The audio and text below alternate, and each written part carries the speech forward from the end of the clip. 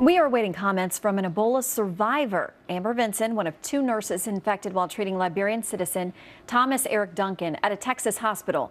He later died. Well, Vinson was diagnosed with the killer virus less than 2 weeks ago, and now she's getting out of the hospital as the battle heats up over quarantining other medical professionals who came into contact with Ebola patients.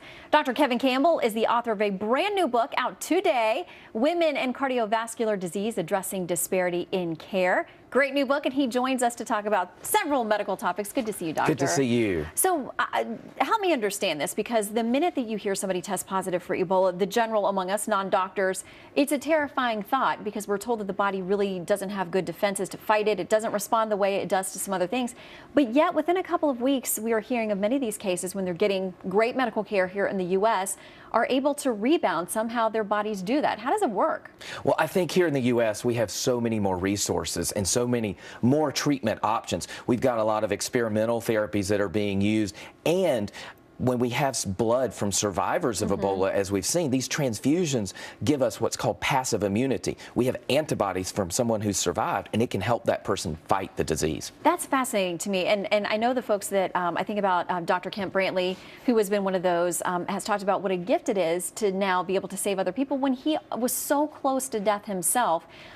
Explain for me the antibodies idea, because my understanding is that our bodies have a really hard time forming anything that would fight Ebola. So in the survivors, what's there that helps the next person?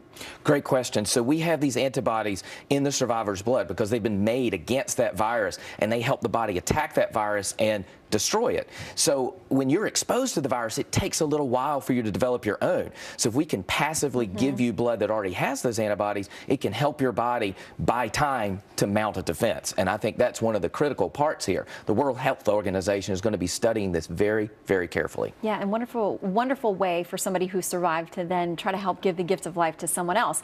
Okay, so from here we understand, though, that Ebola really ravages the body. We think about Dr. Spencer, who here in New York is in a worse place than he was when he first went into the hospital. It wasn't unexpected, but is there sort of an arc that we see with typical Ebola patients, the way that it runs its way through the system? So you do tend to get sicker before you get better. With Ebola, multiple organ systems become affected. The blood pressure drops. You can have bleeding. You can affect the liver and the kidneys and have failure of multiple systems. The key with Ebola treatment is not only these experimental treatments, but being able to support the patient in an ICU setting with wonderful care from wonderful nurses and doctors. And that's what we're able to provide here in the U.S., and it's a real blessing. Yeah, it is absolutely to see these cases. All right, we want to talk about another interesting topic to me. New hope on the horizon for folks awaiting heart transplants after surgeons successfully implanted a so-called dead heart. This is a heart that's actually stopped beating. It was revived in a machine known as Heart in the Box, which sounds like a joke, but it's a real thing. How does this work? So it's a really amazing technology. Researchers in the U.S. have been working on something similar, but this came out of Australia.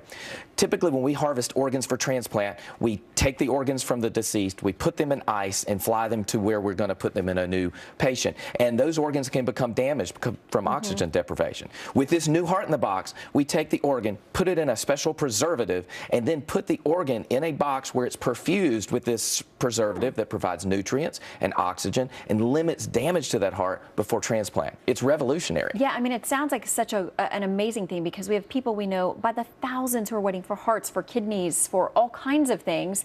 How do you think this may impact the field?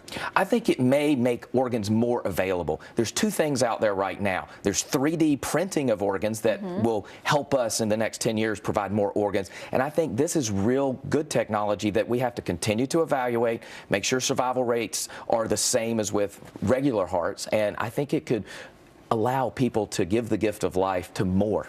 Because it sounds like for now, the heart would only come from a patient who maybe is brain dead, but their heart is still beating, it's still functioning. This case, though, there was that lapse of time.